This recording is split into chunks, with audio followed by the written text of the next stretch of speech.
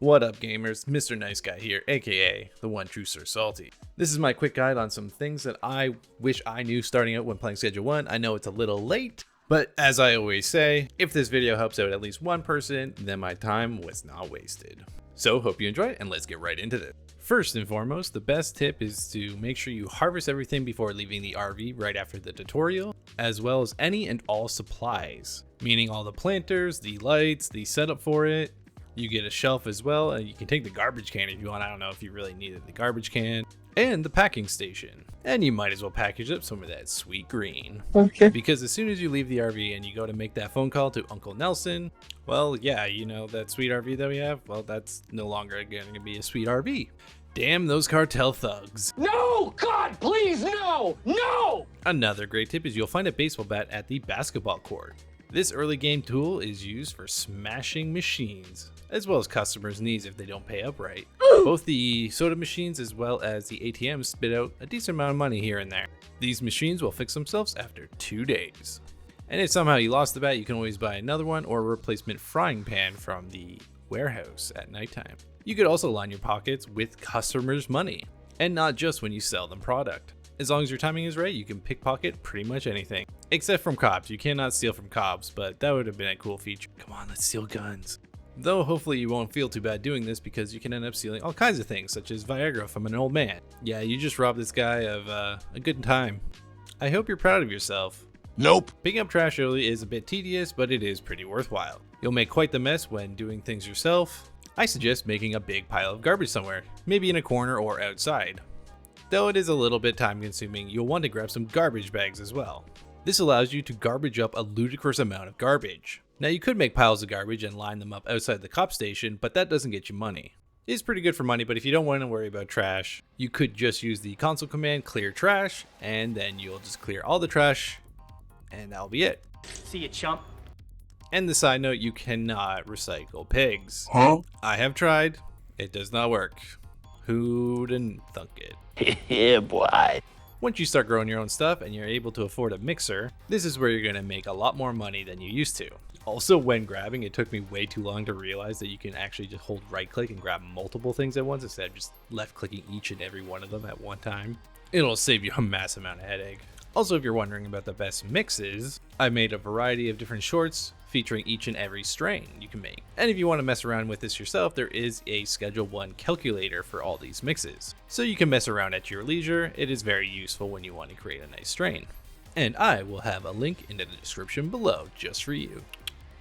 Once you have made your sweet product, there is a very good rule of thumb, the 1.6 times rule. What? Whatever the suggested price is, just 1.6 times it. This might be a bit out of the price range for some of the early game contacts, but they should still end up buying most of what you're selling. You can always lower a little bit more if you're feeling like you're not getting deals going. But hey, getting $1 grand for 2 nightmare ass blasters, that's quite the deal. Okay. I would say this works a lot better for most of the marijuana strains, as well as that sweet, sweet meth. Nice. Or you could get this sweet deal where you give him $2 billion for one of your products. Yeah, I don't know how that worked. I gave it to him for free. Now, I'm not 100% sure how much money each of these characters have, but you can always make counter offers to them. Adding $20 to $40 usually will go by pretty smoothly, but if they add a little bit more and you kind of price it right, and if the character has money, they will buy a lot more product than what they thought they might. And Jessie honestly is one of the best girls for this. Got double with the discount, only for my Jessie. Wow. Next is you want to make as many new customers as possible and as fast as you can. This is relatively easy early on as you don't have too many strains to work with or to mix in effects that they tend to go after. Later on, you'll have to improve the quality of your product, but also cater to the personal needs of whoever you're trying to make a new contact with. But honestly, it is just kind of trial and error. And even if they don't accept you right away, you can always try again the next day. Gaining these new contacts allow you to hook up with new dealers as well as new suppliers for the higher end products. And honestly, some of these customers are the best. Like especially early game, Dean, he buys so much product all at once, it's ridiculous. I'll give him a jar of something and he'll be like, yeah, I'll take it, whatever. And the next beautiful hint in my bag of hints is selling at nighttime. There's not too many threats in this game right now, And that 20% curfew bonus is just beautiful. I made $1,200 on that one product alone. Wow. Now you may have some issues with some of the spots where people like to go in front of the taco ticklers where cops are usually posted up, but you more or less just have to get creative, hide behind a couple things, and using your stealth or crouch. Okay. And if you don't like dealing with the cops, well, I have some solutions for you. Honestly, the best way is to just run from them. Running through trees, cutting corners, it's very easy to lose them as long as you kind of keep mobile. Hell, I just made a deal while I was under arrest. Second, if you don't really feel like hustling, just go and jump into a dumpster. There are so many of these around, and honestly, it's just simple. Like on it, and they don't even check it too much. They'll kind of appear outside of it. I don't know. I was kind of taunting this one a little bit.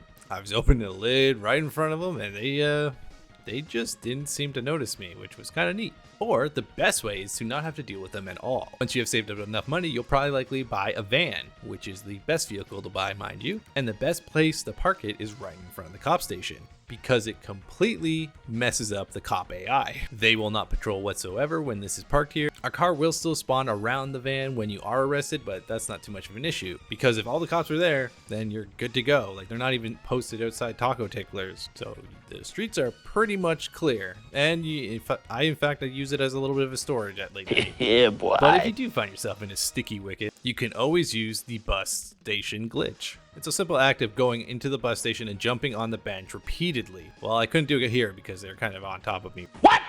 Essentially, spam the spacebar as soon as you get in there, and then you pop your head out, and then you just kind of take off. It's absolutely ridiculous. It's a very fast way to travel in this game, and just pretty awesome in general. You can combine this with the golden skateboard to actually fly and glide your way around town. It's just ridiculous, and you can get on and off the board at any time, and it kind of pushes you right back into the sky. It's pretty ridiculous. That's all I can really say. Yeah, boy. Next, we'll be talking about the dealer myth. Basically, once you have dealers unlocked, you're able to give them product and they'll sell it. The myth is that you should leave an empty space for them to break down anything that you have, like in jars or in bricks. Honestly, I don't see a point of doing this. I've tried both methods of just filling their inventories and just having a space empty. It doesn't seem to make any difference whatsoever. Eventually, you're gonna have so much product, you're just gonna want to fill them out anyways. Also, here's a list of the best way to organize your dealers to certain contacts. Feel free to pause and use this list. This next tip is for focusing on using dead drops for all your suppliers. And to increase this is by using dead drops. The best way is leaving a big cash surplus for them. You'll struggle with it early game, but as you get later on in the game, you'll just throw thousands of dollars in there, so you don't have to really worry about paying off your debt. Basically, the more dead drops you do, the better perks you get from your supplier. First, you'll unlock the ability to have meetups, and then you'll unlock the ability for them to deliver product right to a certain location. This is immensely satisfying once you get it going. Okay. Deliveries in general just save you a whole bunch of time, especially once you start getting your mixing set up and that you can automate the process. You're going to be using deliveries so much to save you a lot of time, and they only cost $200 per delivery. Wow. Speaking of saving you time and money, buying up the various businesses in the area will save a lot of hassle when it comes to depositing money. You can only deposit $10,000 per week at the ATM, and with multiplayer it's $10,000 per person. And since time stops at 4 AM, you can easily use this to launder money infinitely if you wanted to. And lastly, nice little tip, when you're on your phone there is a character tab at the very top which will allow you to equip cosmetics. Took me 30 hours before I figured that one out. Yeah, boy. But yeah, those are some great tips that I thought would be very useful to know. You probably knew a lot of these already, but hey, I'm sharing, and if it helps one person, then it's all worth it. Thanks for watching. Take care out there. Catch you on the next one.